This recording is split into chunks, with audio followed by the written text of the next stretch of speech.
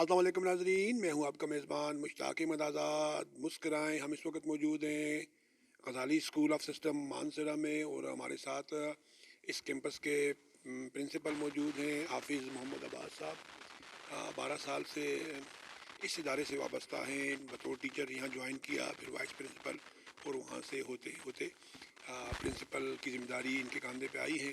हाफिज़ साहब, आपका बहुत शुक्रिया।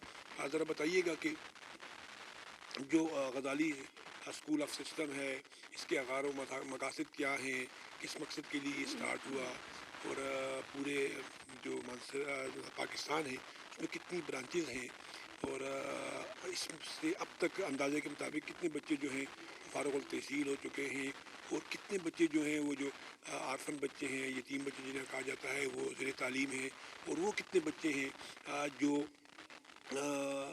गरीब हैं और उनको आपने स्कॉलरशिप दी है। ये एक जामे सवाल है।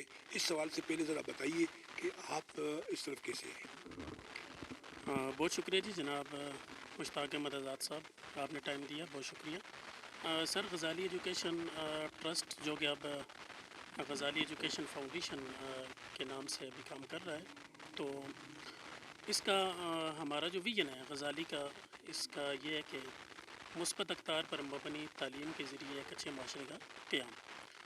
तो 1996 में गज़ाली एजुकेशन ट्रस्ट ने एक बच्चे से और एक स्कूल से और एक टीचर से, एक कमरा, एक बच्चा और एक टीचर से आगाज़ किया।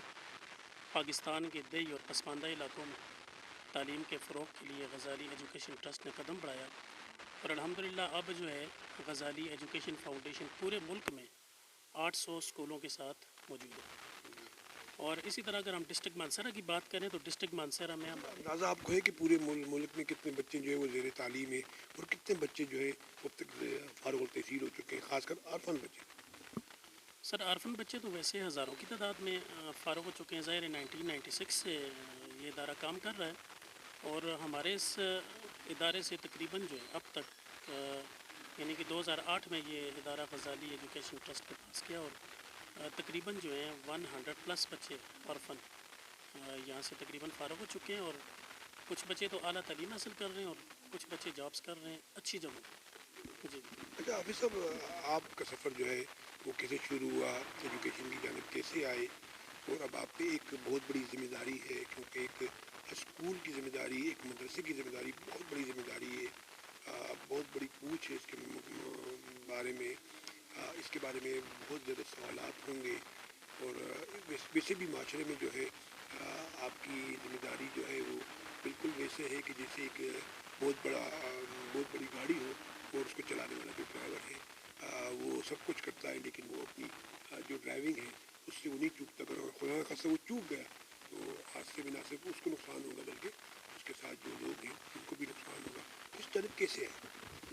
सर, बेसिकली तो सबसे पहले तो ये था कि देखें हुज़ूर अलैहिस्सलाम की वो हदीस मेरे ज़हन में है कि इन्नमा बुइस्तु मुअल्लिम। आप सल्लल्लाहु अलैहि वसल्लम ने इस पेशे को पसंद फरमाया, तो इस चीज़ को देख के मैंने भी ये पेशा पसंद किया है कि नबी पाक सल्लल्लाहु अलैहि वसल्लम ने इसे पसंद फरमाया।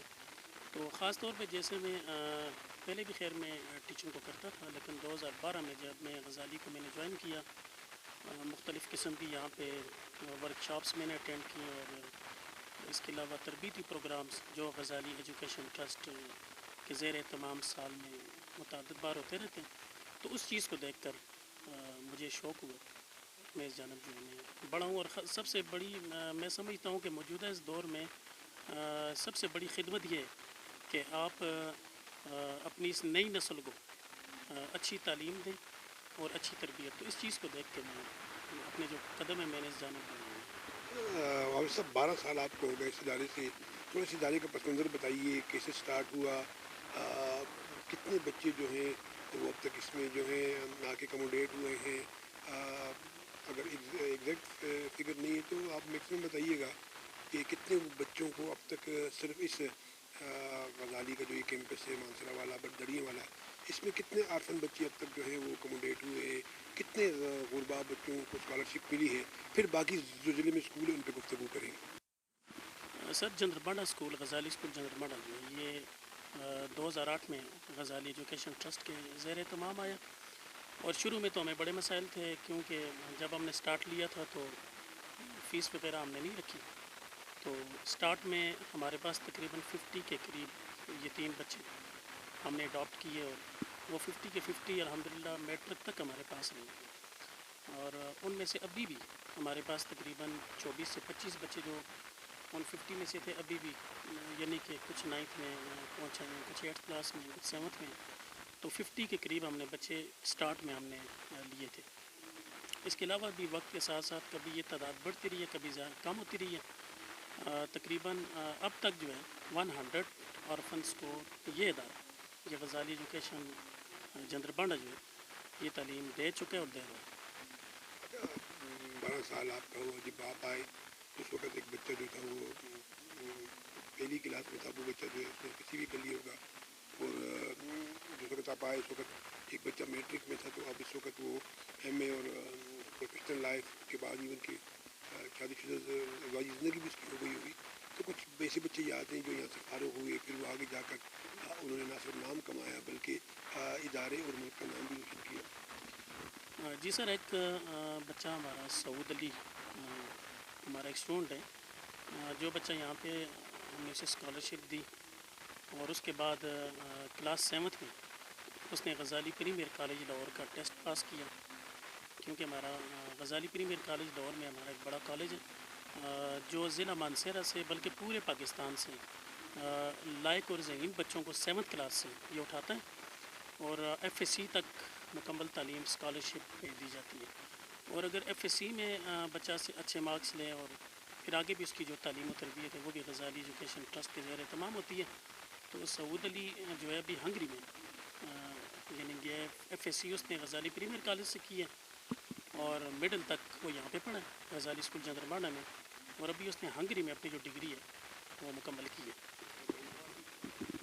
اور اسی طرح کئی بچے ایسے ہیں کہ جو باہر کے ممالک میں، ایک بچہ ہے ہمارا وہ بھی ایک باہر کی ایک ملک میں وہاں پہ انجینئر بھی ہے، یہاں سے پڑھ کے گیا، اور بالکل ایک آرفن بچہ تھا، آرفن بچہ. حافظ صاحب، بعد میں آتے ہیں کہ مانسہرہ میں کتنے غزالی اسکول ہیں اور اس سے ریلیٹڈ کتنے اسکول ہیں. حضرت بتائیے کہ غزالی کا طرز تعلیم کیا ہے، غزالی کا اسکول آف تھاٹ کیا ہے، اور غزالی دوسروں سے مختلف کیسے ہے؟ سر غزالی اس وجہ سے مختلف ہے کہ ہمارے پاس ایک مشن ہے، ایک مشن کے تحت ہم کام کر رہے ہیں. اور مشن میں ہمیں 2 چیزیں سکھائی جاتی ہیں کہ آپ نے بچوں کو معیاری تعلیم دینی ہے اور اسلامی تربیت کرنی ہے. یعنی ہمارے اداروں میں معیاری تعلیم اور اسلامی تربیت. اب اس مقصد کے فروغ کے لیے، اس مقصد کو پورا کرنے کے لیے غزالی ایجوکیشن فاؤنڈیشن یہ کر رہا ہے کہ سال میں کئی بار ہمارے جو ٹیچرز ہیں ان کی تربیتی ورکشاپس ہوتی ہیں، ایجوکیشن کے حوالے سے، تربیت کے حوالے سے، بچوں کو آپ نے کس طرح پڑھانا ہے. سال میں تقریباً ہر 3 ماہ بعد ہماری ورکشاپس کنڈکٹ ہوتی ہیں. اسی طرح ڈسٹرکٹ میں ہماری ایک ٹیم ہے، ہمارے اوپر ڈسٹرکٹ مینیجر ہیں جناب عالمگیر صاحب ہیں، اور ڈسٹرکٹ کی ہمارے اب پروونشل مینیجر ہیں اسفند یار صاحب ہیں.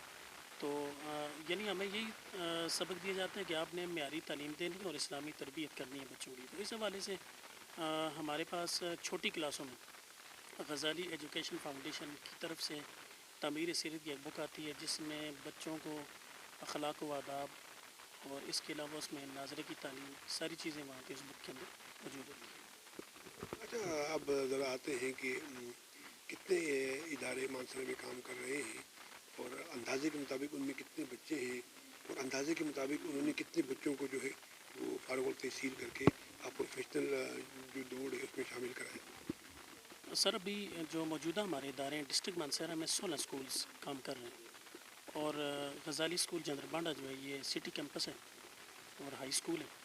اور اسی طرح ہمارے ڈسٹرکٹ میں ہمارے جو ٹوٹل اسکولز ہیں ان میں سے 6 ہائی اسکول ہیں، اور الحمدللہ بہترین بورڈ کے اندر بہترین رزلٹ ہے. بچے سر ہمارے پاس 3500، یہ ڈسٹرکٹ مانسہرہ میں 3500 سے 4000 کے قریب بچے جو ہیں غزالی ایجوکیشن تقریباً 1000 سے پلس آرفنس. اور اس میں اگر آپ دیکھیں تو تقریباً 1500 سے 1800 یہ ہوں گے کہ جنہیں اسکالرشپ دے رہے ہیں. یعنی کچھ غریب بچے ہیں انہیں اسکالرشپ دی جا رہی ہے، کچھ لائق بچے ہیں انہیں اسکالرشپ دی جا رہی ہے،